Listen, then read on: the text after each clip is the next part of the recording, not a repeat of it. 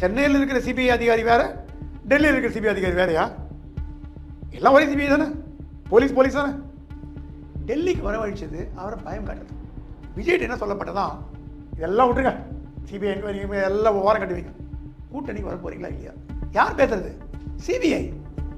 இப்போ என்ன அவர்கிட்ட தூண்டில் போட்டிருக்காங்கன்னா, கூட்டணியா திகாரா. ரொம்ப சிம்பிளாக சொல்லணும்னா, ரொம்ப குழந்தைக்கு சொல்கிற மாதிரி சொல்லணும்னா, கூட்டணியா திகாரா.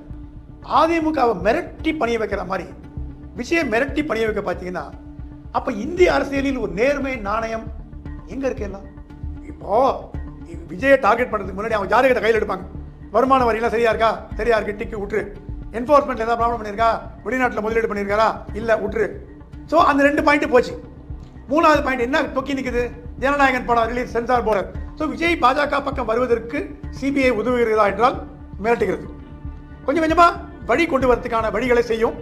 விரைவில் 28ஆம் தேதி ஜனவரி பிரதமர் சென்னைக்கு வரும்பொழுது விஜய் பாஜக கூட்டணியில் இருந்தாலும் ஆச்சரியப்படுவதற்கு இல்லை. நான்